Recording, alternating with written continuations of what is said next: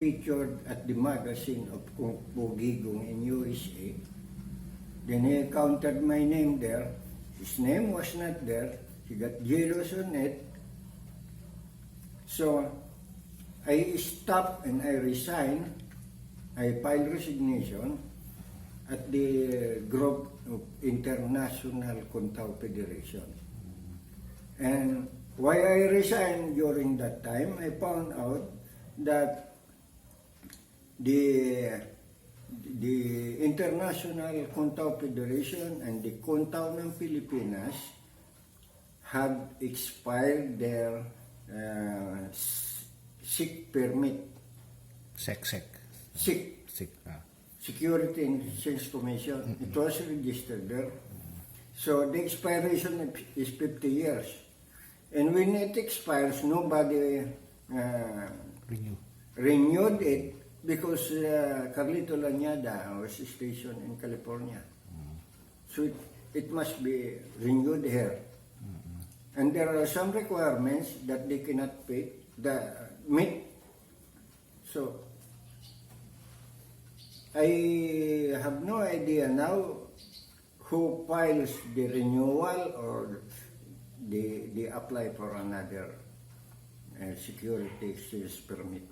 So we are not sure what is the current status of Kuntaw. But it's still popularized by Carlito Lanyada Jr., now stationed in Tracy Martires. He is one of my students. His father fails to teach him. He stayed in this gym. I teach him, including Arnis, because Kuntaw does not really have any kind of Arnis. Lanyada claims to have their lima-lima, which is related to cinco tiros, and that is not him. That is from modern Arnis. So there was a confusion there, so nobody wants to interfere. But I have my own. I founded it and studied it through all my research, Kali and Silat combination, because I move with both three angles. The angles of Sutukan Karatido, in terms of technicalities and fundamentals, to Kuntaw, and then Silat. What is now the is there any Kuntaw organization official in the Philippines? There is, Kuntaw ng Pilipinas. So that is duly registered at SEC? I do not have any idea. Lanyada Jr. continued patronizing it, but I do not interfere, I do not question any of his activities. It is almost 3 years now. We did not speak to each other. He keeps on sending message that he is coming here with his son to visit and learn something, because I think he is interested also with the technicalities of Silat. Then he has an upcoming Sultana tournament somewhere in Camarines Sur by February. The last time he did a tournament invitational in Tracy Martires, I participated with my team, children, but in the presence of the president of Kuntaw America. But unfortunately, we lost on some reason. Technicalities applies. There are some discrepancies, so I did not interfere anymore. I said, I respect your decision, although I know you do not know what you are doing, but it's out of the question. You decide what you do, and you decided to give the merit to the karate-do, not in the side of Kuntaw. Because I competed with the forms of Kuntaw against Shutokan Kata. And the sad thing is, everybody noticed that the execution of Shutokan Kata, there was 3 steps missing. While my Kuntaw team executed well according to our standard forms. But the merit was awarded to the other side. It is not my duty to protest. That is their decision. So I just ask permission to leave ahead of the competition.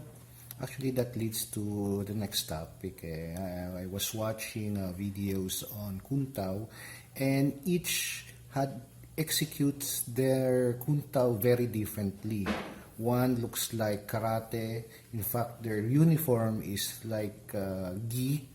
Some have traditional Muslim attire, which actually moves somewhat like silat.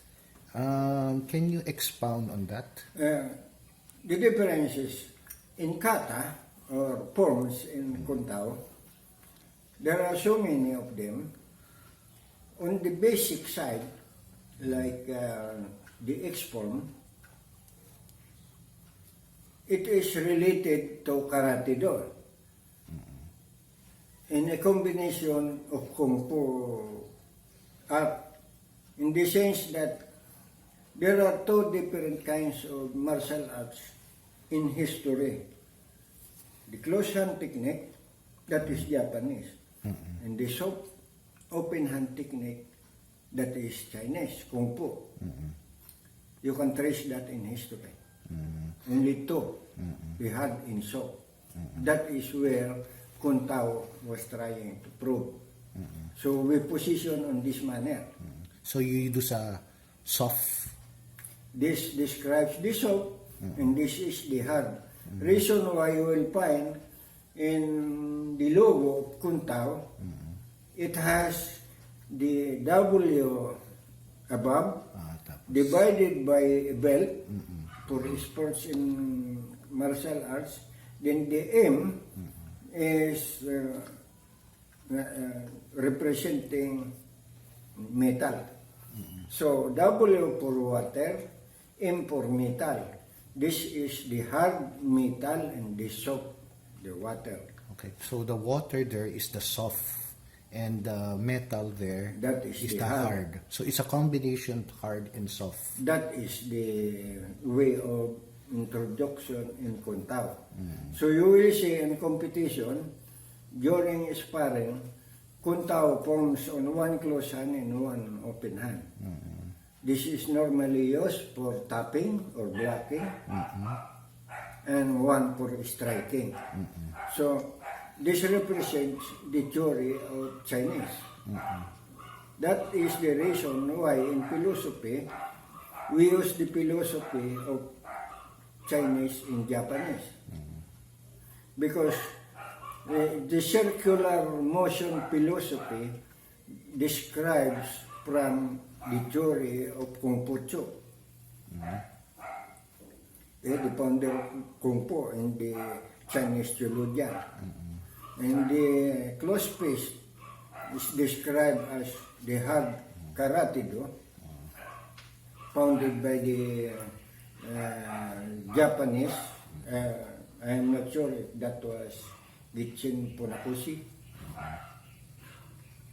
Okay.